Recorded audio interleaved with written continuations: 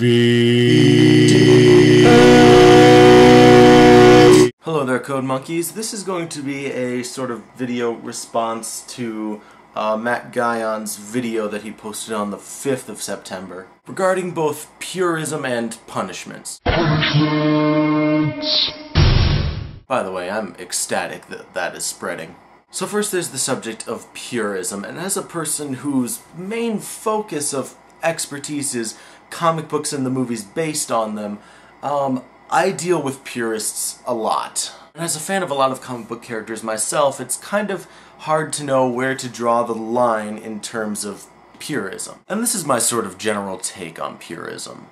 I think, at least in terms of comic book movies, the best way to go about satisfying purists and new audiences at the same time is that you can generally take liberties with stories, but you never, ever take liberties with a character. Take, for instance, the first Spider-Man movie, which is a movie that I love. Now, the thing about making a Spider-Man movie is that there are tons and tons of Spider-Man comics. So you don't need to base a story on a particular set of comic books within the Spider-Man continuity. Therefore, the important thing is to stay true to the characters, which is something that movie does very, very well. When it comes to works of fiction, people generally have perceptions of how they think certain characters should act. Like any Batman story you were to tell, people have an image in their heads of who Batman is and how he acts. But I think a lot of people are willing to go along with you when it comes to storylines, which is why so many people love the Batman Begins and Dark Knight movies. It's because you look at that character and the way he responds and the way he handles himself, and you say, yes, that is Batman. So that's just sort of my general take on purism, if you follow me. Secondly, there's the subject of punishments.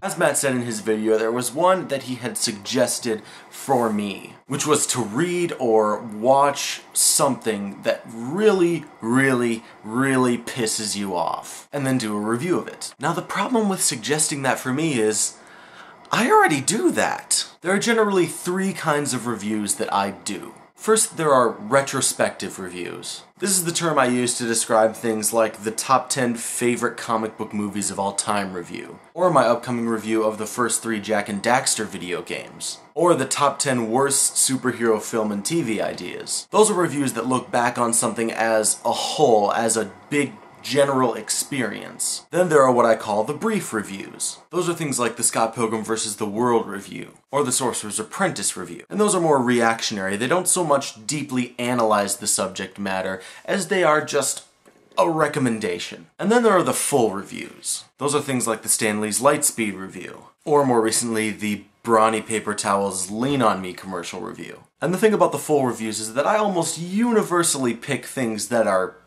bad, because that is entertaining. So like I said, to suggest that if I mess up I should review something that I really, really hate, that's not really a great suggestion for me because, like I said, I already do a lot of that. I think a better punishment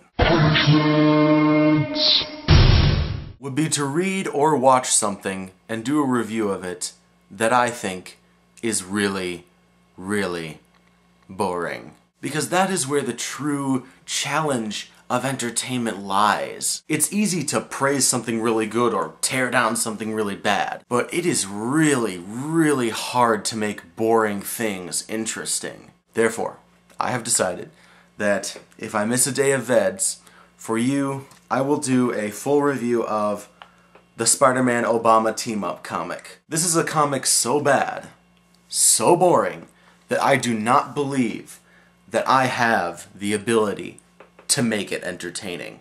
But if I miss a day, we'll certainly find out. See you later. Those are the things. Stupid. Well, looks like I've got the credits for today.